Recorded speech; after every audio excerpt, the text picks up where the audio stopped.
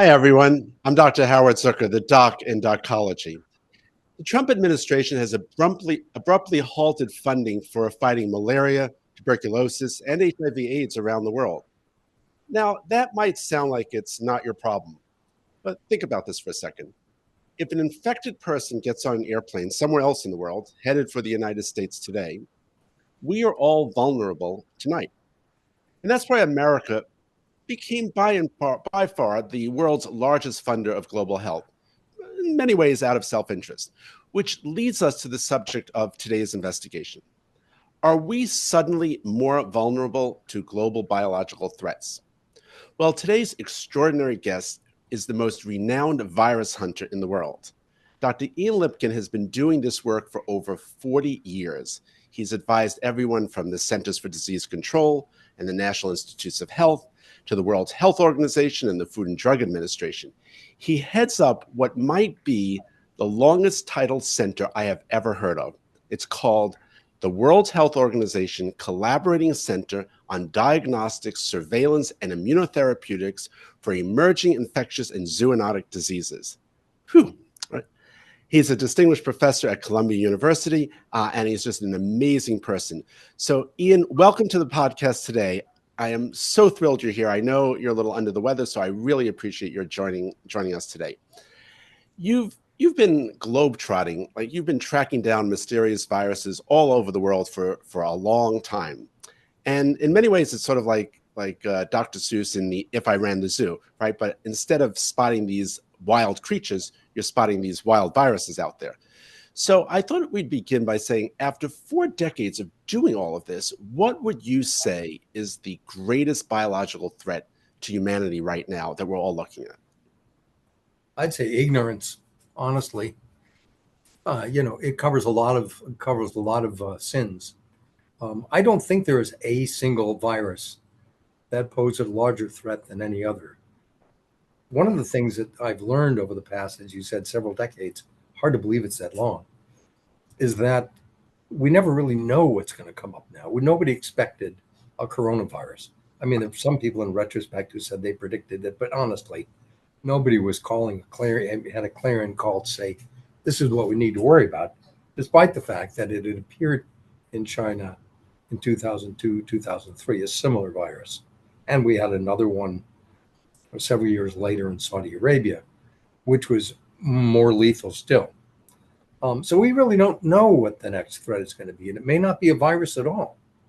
It may be an antibiotic-resistant bacterium. You can check into a hospital and become infected with something for which there is no antibiotic. Right. I've asked a lot of people about what viruses they're concerned about, and I love that answer of ignorance. So I was wondering, maybe you could tell me, if you looked under a microscope at ignorance, what would you see? What would it look like? Not much. That's the problem. If we take a look at what's happening right now, the withdrawal of funds to support surveillance, right, what I like to refer to as medical intelligence, situational awareness. You have a situation where we have, no insight into what is circulating. And as you mentioned earlier, you can get onto a nonstop flight and travel from anywhere to New York City or any other major city in the U.S. or elsewhere in a matter of hours, right? So one of the things that I try to emphasize for people is that it's not a question of us or them, right?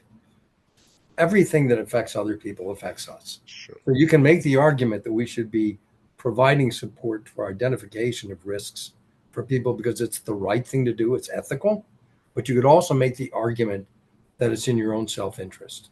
So I don't understand how you make the argument for withdrawing support from WHO or CDC or any of these other organizations.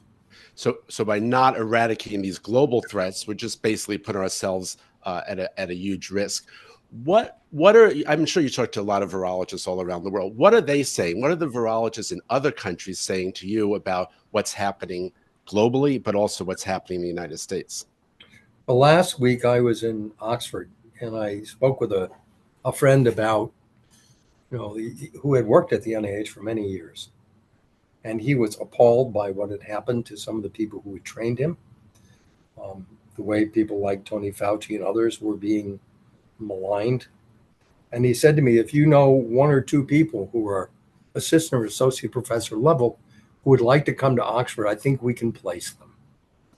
And this was a microcosm, very small way of looking at what would happen if you look at any of these other large universities, thinking in the long term, just from an economic vantage point, which is what Trump is theoretically doing.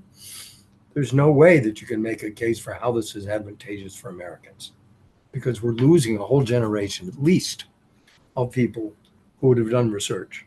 So how do we get them back? Sorry, how do we get them back?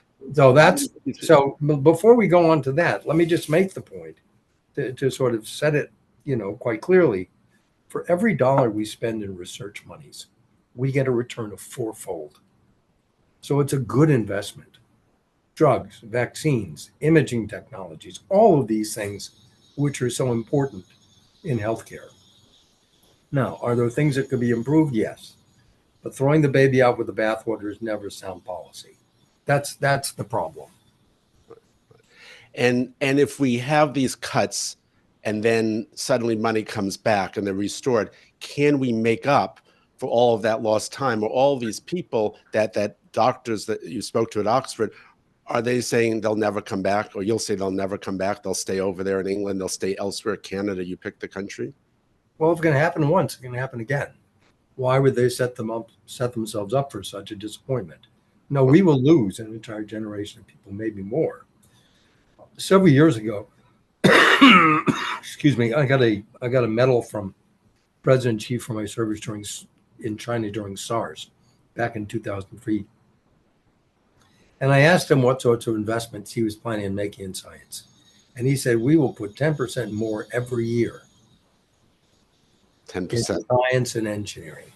And if you had had a similar kind of conversation with anybody in the US, there would have been nothing like that. I mean, this world is driven by technology. And if you're not investing in technology, you're not, you're going to be left behind. So go ahead. Senator, go ahead. Sorry. I didn't mean to cut you off. So if we want to invest in technology, what message do we need to get out there to everyone to let them know that if we do not do this, we are jeopardizing our own health and safety? Well, let me give you a couple of examples. Sure. Let's talk about vaccines. Now, vaccines have been maligned. People are concerned that they cause a wide range of chronic conditions. Are all vaccines entirely safe? There are probably a few rare cases where people have adverse reactions to vaccines. But on the whole, when you look at the entire population, they've been enormously helpful. A few months ago, I wrote an article where I described what had happened as a result of the integration in the pediatric vaccine schedule with DPT and polio and MMR and so on. And now more recently, of course, the papillomavirus vaccine that will prevent us having problems with cancers of the cervix and the oropharynx. And I understand that people are concerned about the idea that these things have to be given, by injection, and that requires people who are specialists in doing this kind of work, and it has to be kept cold and so on. But on the other hand, if we were to invest in needleless vaccines or oral vaccines, we could circumvent those objections. Are we investing in those? No, we're not. So I'm fine with saying, let's try to get toward less invasive vaccines, but that means we have to invest in those vaccines. And if we're not investing in those, then we're stuck with what we have. The other is surveillance. There is no way for us to know what's going to emerge next, right? And the best way to sort that out is to have distributed networks around the world where people collect samples, wastewater, sewage, material from animals and people, and use advanced molecular techniques to figure out what they have. Now, we had a contract that was slated for funding, which was to develop a box about yay big that was going to take samples in, extract the genetic material, do the sequencing, and spit out an output of readily interpreted information that allow analysts to make decisions about what was important, how rapidly was it spreading, and so on. That was shut down. And, what we always get is this notice that, at the convenience of the government. That's the standard sort of terminology that's used when you get one of these, notices that your grants have been turned down. But it's not only the acute diseases, which everybody's aware of, but it's all the chronic illnesses that people don't pay much attention to.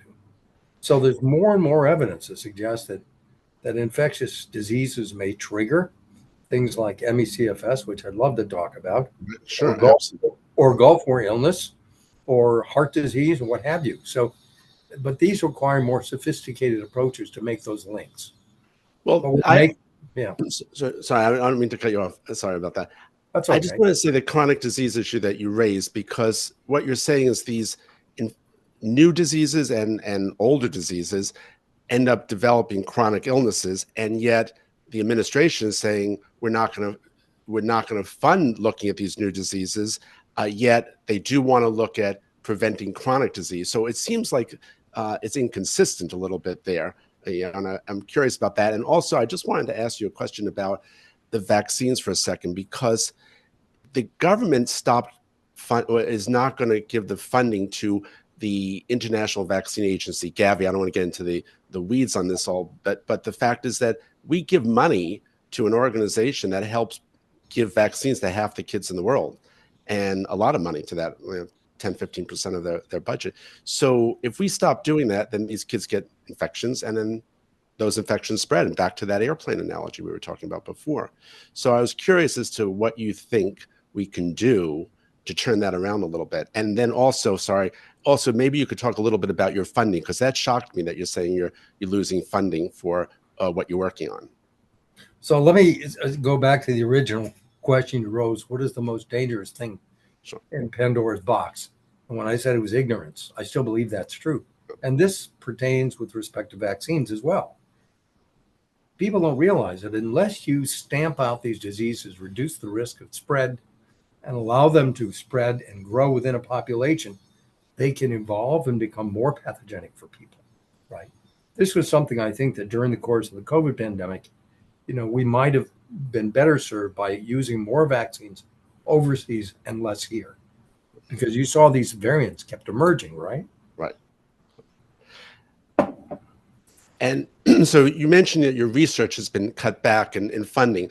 So I'd be very interested to hear about how that happened. How does it affect you? How do you feel about all of that?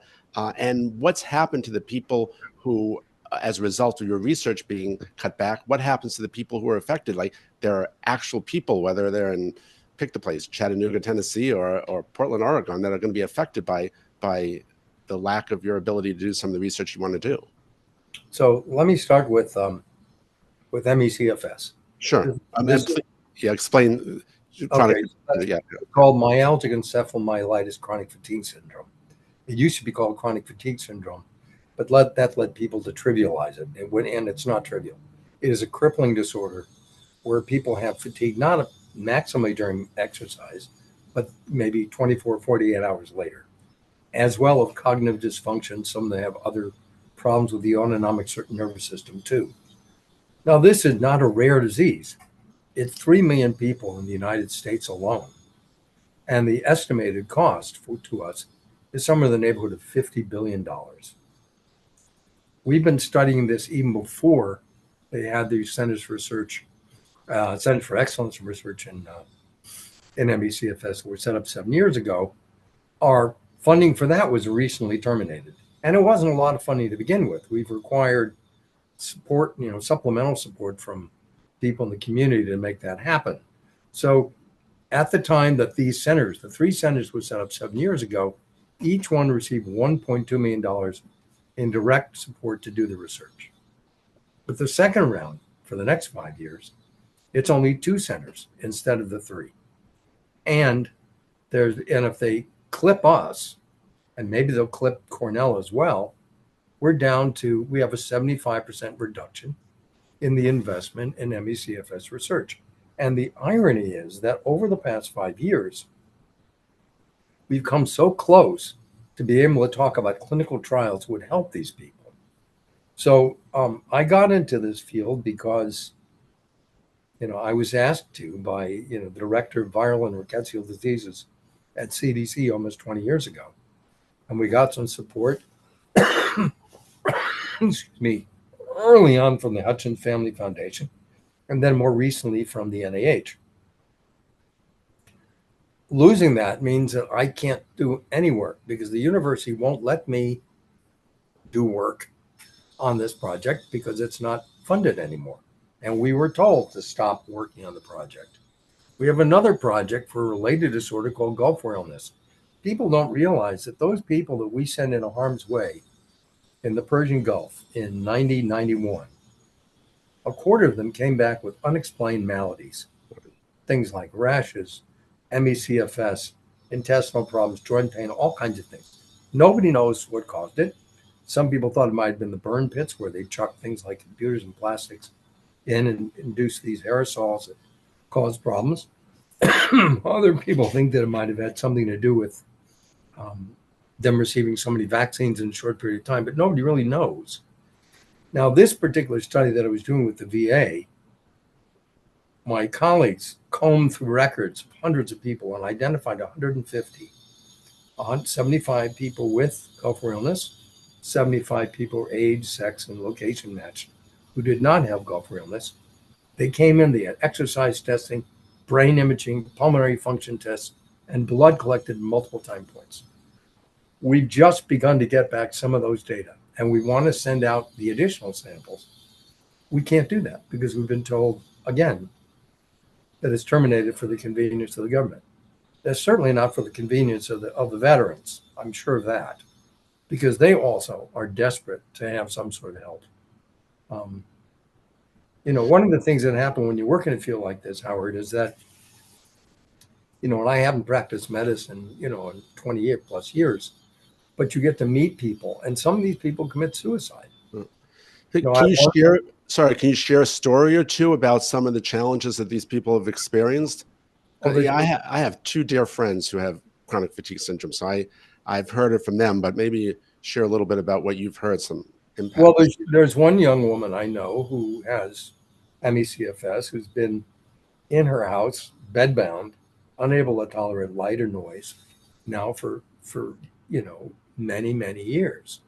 She's finally now, with a very unusual treatment that very few people can access, able to get to the point where she can go outside, but she still can't walk. She still can't, move into activities of daily life. And then there was another woman, a young woman I met from Hong Kong, who raised funds for us very early on. She committed suicide. Another person who's on the board of advisors for our first center, she committed suicide. So it's devastating. Mm-hmm. Yeah. They say stay no avenue out. So for me to be able to say, look, we've gotten to this point, but we're not going to do clinical trials because everything is shut down. It's going to cause enormous, pain and suffering that's unnecessary. I think when it was so cheap, Howard. When I tell you cheap, I mean cheap. Think about it. Cheap and total investment in the 3 centers with the indirect cost was $6 million a year. That's nothing. I know. Pennies. Yeah. Pennies. Yeah, really pennies. I was just thinking about this also, that I remember when I was commissioned 2017, I sent a letter out to the 85,000 physicians in New York State about this issue of chronic fatigue syndrome to make sure that they think about this in their diagnosis when patients come in. But because it's such an enormous issue, and I want to get back to some of the global health issues that we were talking about before, but I think what I'm going to do is I'm going to have a podcast just on this issue of MECFS, just on this issue, and to discuss it, because it deserves, a good, 45 minutes. It deserves more than that, but it surely deserves 45 minutes of some podcast time to discuss that further, because it's so important. Can I just jump back to something you wrote? You wrote in the New York Times in an op-ed, which really sounded an alarm about the safety standards in labs and around the world. And I thought that maybe you could describe the risks to the public when there are labs in other parts of the world that may not be monitored very well, and maybe explain a little bit of what are these labs and why do they get classified different ways, and how that affects my life and everyone's life here. So there's been an explosion in the number of labs doing what I would consider to be high threat pathogen research. And I thought for a long time that we needed the WHO to come up with standards that said, if you're going to work with this agent, this is what you need to do. And we still don't have that. I think in the United States, we at this point, for the BSL-3 and BSL-4 labs, which are more numerous than any other country in the world, we have very good oversight. I don't know if that will continue to be the case if you start cutting back on CDC inspections and so forth. But I will tell you that the CDC inspections have been very rigorous, and we've gone through them on an annual basis. And we have these things called tabletop exercise where we try to imagine what could go wrong as a way to anticipate what we could do better. Can you share? Most places don't do that. Yeah. Can you just share about BSL-3 and BSL-4, what they mean for the public health people, Sure. People who are not public health savvy? Yeah. Sure. So BSL-2 is the lowest level.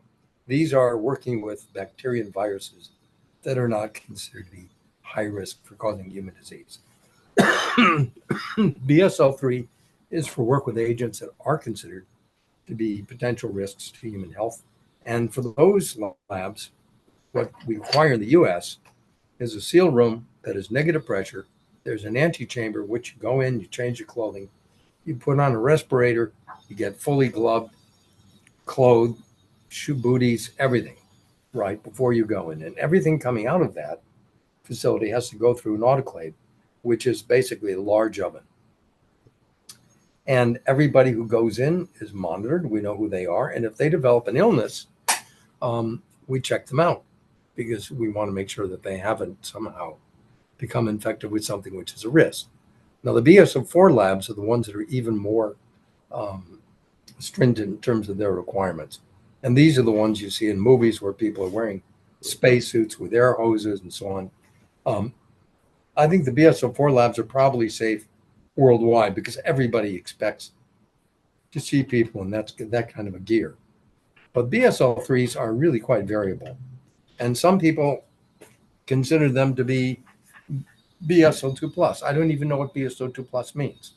It means you've got a negative pressure cabinet, but you don't monitor people. So my concern is that, we work on infectious agents. We have to do so because at some point you can't use a surrogate.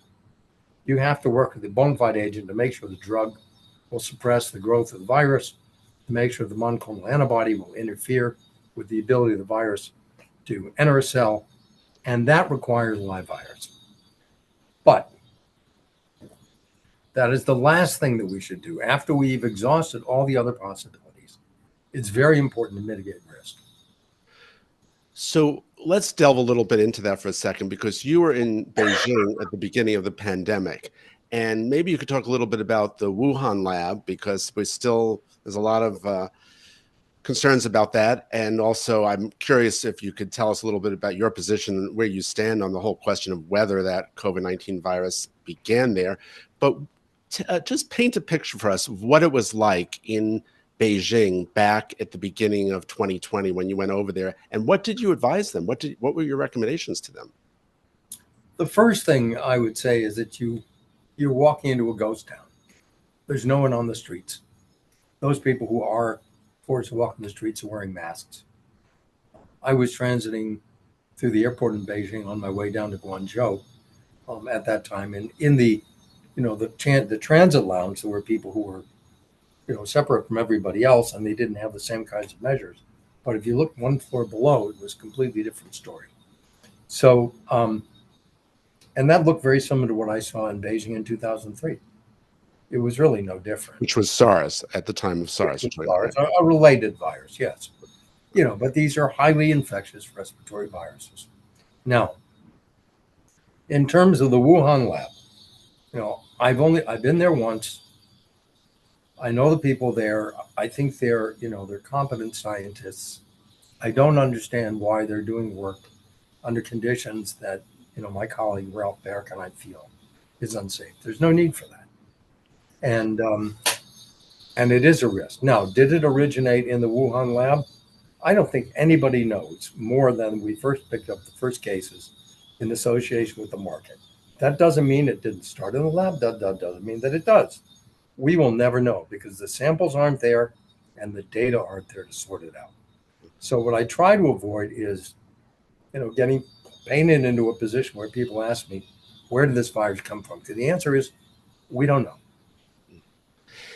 But you mentioned in your article that they're working in the Wuhan lab now with bats on other coronaviruses, which potentially could be even deadlier than COVID-19. So how do we monitor that? Well, with one caveat, Yeah. they're no longer in Wuhan; they're in Guangzhou. Okay. Right. Guangzhou is sort of the mouth of the Pearl River Delta, where most of these viruses typically emerge naturally. So I'd understand why they would want to recruit the people who'd formerly been in Wuhan. But Wuhan is also a very important traffic hub. It makes a lot of sense. But this gets back to what I was saying earlier. The best way to address these things is to be proactive. And if we have continuous surveillance when people share data, we will know if something new is circulating. And we have designed this spectacular piece of equipment that will do exactly that. Unfortunately, it's that contract with NIAID has been terminated. So. Can you tell us a little how that equipment works? Sure. It has a series of it has a puck which rotates, and each one of these wells in the puck has a different reagent that's necessary for processing the sample. So you put the sample on the one end, puck collects it, pipette comes down, pulls up the material, does the extraction, goes to the next well, does something different again, makes a library, then it takes it to a hybridization chamber where we enrich for viral genetic material. That's what goes into the sequencer. So we get the same kind of data from 2 million reads that other people get from 250 million. And this means that the amount of bioinformatic analysis that we need to do is less, and it doesn't require large computer clusters. It can actually be done on the instrument with a laptop. So my vision in putting this thing together was that we were going to make these things available to everybody all over the world, with the only, requirement that they share their data. And we would focus on wastewater because that is probably the most efficient way to find new things. Which is basically looking at what happens after you go to the bathroom and the water that comes out, and sampling that to look for a virus, just so that for those who are not familiar with wastewater concept. I think they probably know what wastewater is. But I think you put it very succinctly and whatever. So we have our subscribers, which are our most important guests, and they have questions. So we're going to turn to them and gear up for their questions. I always raise at this point just so that everyone's aware that the podcast is for informational purposes. And so if you have any medical problems or medical questions, you really should speak directly to your doctor who knows your medical history. But let's, Kat, do you want to jump on? And you usually ask the first question. So we're going to turn to you. I do normally ask the first question, but we actually have a question from Billy Hanlon. So I'm going to bring Billy up here, have Billy unmute. You can Great. go Hi, ahead with Billy. your question. Hi, appreciate your time, Dr. Lipkin, and thank you both for your time and your efforts today. Dr. Lipkin, my question was, would you be able to clarify where the funding status currently sits between Columbia's MECFS Center for Solutions and the administration freeze? Apologies if you did already state it. I joined a few minutes in, but obviously I know the patient community is just obviously very curious on where that all sits. May I ask you a question? Do you have MECFS? I do. I live in Minneapolis, Minnesota, patient since 2017. I'm so sorry. The answer is we don't know, and the communication breakdown has been quite extraordinary. So my institution, as a sponsored project administration, tells me that the grant has been terminated, and then when I call my program officer at NIH, she tells me that she has no record of that. So it's like the right hand doesn't know what the left one is doing. What I do know is that I cannot work on that project, with the exception of a piece of it that fortunately I have, a benefactor, a donor, who is funding one of the people in our group to continue to work on that. And it's really exciting. I mean, it's been years that we've been trying to get out of the forest. I think we're finally there. So I will tell you that what I find the most interesting is that it looks as though there's some sort of a trigger for innate immunity. Innate immunity is sort of the early immune system. It actually precedes things like antibodies and T cells and NK cells. And any sort of a microbial exposure triggers the innate immune system to activate. And that gives you the sense, the problems that you have. Now, with some of these viruses that we think are implicated, they also do direct damage to mitochondria, which I know you know what I'm talking about because you're a patient with ME/CFS, right? So herpes viruses in particular have the ability to fragment these mitochondria inside of cells. So with this information in hand, we were poised to do a final set of experiments and make some very specific proposals for what the control clinical trials should be. But that's all stopped. So if anybody here online has any way of breaking through that logjam, please do. This is quite the challenge. Definitely the challenge, and we hope that you and everyone else with ME/CFS gets the care you need, and also the funding continues to flow so that we don't stop the research that we need to do. So yeah, as you know, right. we don't have a diagnostic test, and we don't have a treatment. This is insane. I think we should. Thank you very much. Thank you for the question. Kat, sorry, Kat. Look at me doing the whole mute thing again. I'm gonna have to get better at this. I've only been using Zoom for 6 years. So I'm gonna bring up Mr. John. He has a question, and I think we may have one more coming up too. Dr. Lipkin, thank you. This has been fascinating. I have 1,000 questions, but I'm going to limit myself. When your funding is yanked like that, and you're actually prohibited, which I didn't realize, you're prohibited from continuing with the research. What do you do all day? What do you? I mean, are you out fundraising now? You mentioned a private donor. What are you able to do? So the question, just to restate the question, is what do I do if I can't do the work I'm supposed to be doing? The answer is we try. Nobody can tell me what I do with my own free time. So I continue to look at the data and try to figure out what I can pull from it and plan experiments as though at some point the insanity is going to end. The other thing I do is I fundraise all over the world. And that's the only thing I can do.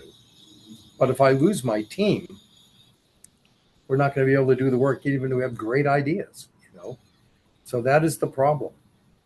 Do you sense much of an appetite among the wealthy to step into the breach? Is this in some ways sounded an alarm for them that they're willing to step into? Well, I spoke to one individual a couple of weeks ago, and I said, we really need help. This is a critical point. And he said, excuse me. And his comment to me was, well, I tried to tell the Democrats that they'd selected the wrong candidates to run. I have nothing further to say on this. I said, but that has nothing to do with this problem that we're talking about right now. So there are a lot of people who are very angry. And I found myself today looking at Mitch McConnell and Rand Paul. We're beginning to talk about the tariffs. And if we can get them to extend the discussion from tariffs to grant support, I think we'll make headway. But it's going to take people who are powerful in that particular party to make a difference. Or if somebody was affiliated with, Make America Great Again at ME/CFS. I don't know of anyone. If you know of anyone, please encourage them. Do you think that the whole push, there was a march, right, for science recently and the other march, do you think any of that will make an impact? And what if a lot of leading scientists really pushed pretty hard on Congress? Would that change things? Or how could that change things, I should say? Well, I wish it would, but I don't think it will. The thing that pulls politicians in is their constituencies saying to them, my daughter has ME/CFS. My son has Gulf War illness. Something along those lines. That's what makes a difference. And I'm not going to fund you again unless you make it possible for these things to go forward. Because a lot of what's done is basic science. And I'm not disparaging basic science. Let me be very clear. But a lot of this is too abstract for people to see the link between what they're funding and how this is going to change the quality of my life, right? That's difficult. Right. But in this instance here, we're talking about diseases that hit 3 million people. There shouldn't be a problem in justifying the investment there. John, did you have another question? Or you said you had 1,000 questions, so. Well, you mentioned tariffs. I'll limit it to this last one. Sure. You mentioned the tariffs. Are there, what do you think the impact on healthcare in this country will be because of the tariff situation? Well, what I was reading this morning, which is probably the same thing you read, is that he's next targeting, pharmaceuticals. And as you're probably aware, the majority of these pharmaceuticals are now produced in India, but they're produced overseas anyway.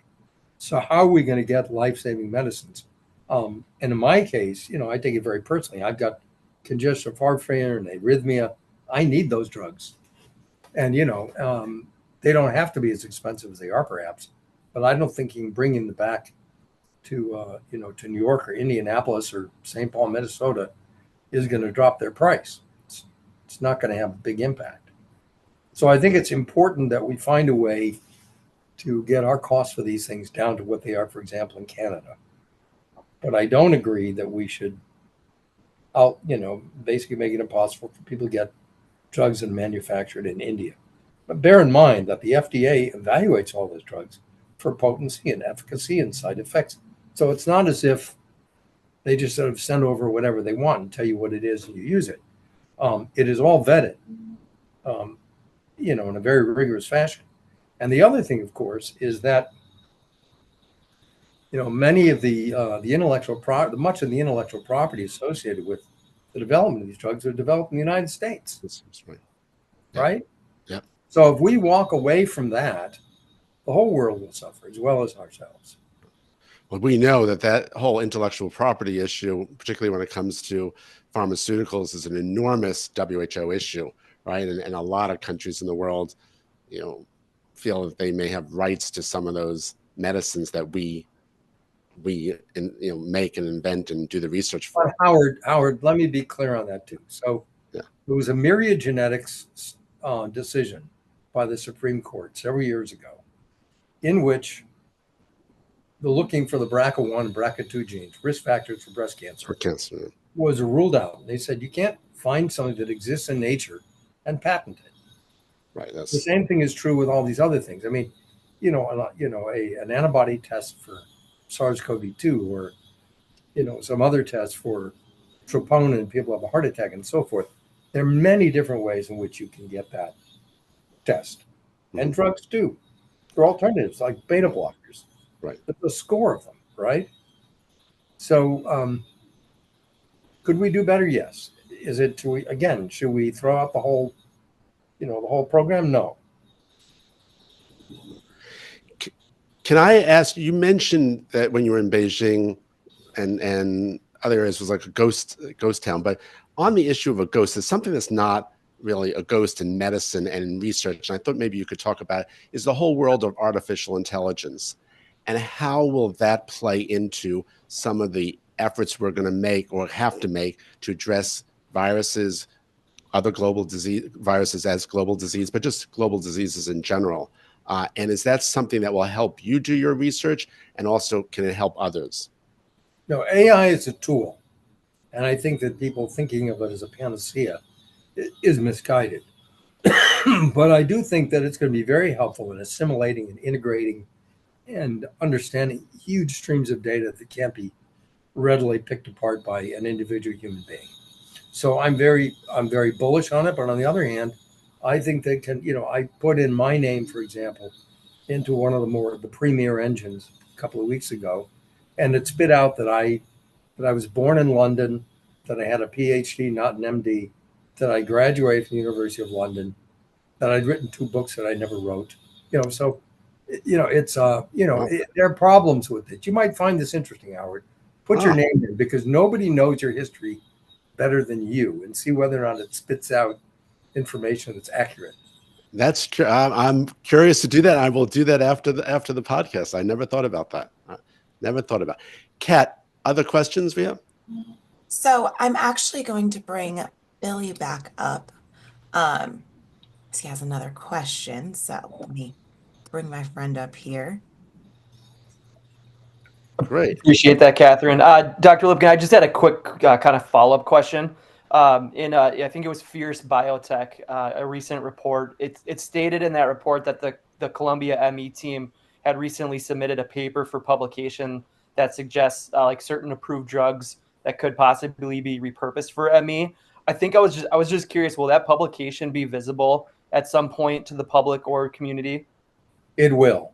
I don't know. So we want to get it, into a major periodical because we think that that's the best way to have an impact. Particularly as the drugs we're talking about, we have to convince people to invest in, right? But the answer is absolutely, we intend to publish that, no question. Thank you. I'm sorry for the delay. Totally understandable. Thank you, Ollie. Thank you for the follow-up. We're getting close to the end of our podcast. I wanted to bring up one last point that Willie sort of mentioned about research and publications. Do you think that in research and what we put out there, some of the information is more than the public should have because of the risk of someone developing a virus or the risks of bioterrorism? And sometimes people say, well, everything that's scientists put forth should be able to be published. But I'm not sure if that's necessarily the safest thing to do. So I was wondering what you thought about it. I believe that whatever we do should be public knowledge. This is one of the criteria that's used when we apply for grants. We have to talk about how we're going to disseminate information that's supported by the NIH because it's not our data. It really belongs to the U.S. population. And I'm sorry, Billy, that I can't get it out more rapidly. But everything we put out, raw data, analyzed data, whatever it is, somebody else may bring something to it that we don't appreciate, that we may have missed. And certainly, you asked earlier about AI, Howard. With AI, that may actually become possible too, because people may find there'll be new data sets that come up that can be integrated with our data sets that will lead to, epiphanies, right? That will be very helpful for these patients. Right.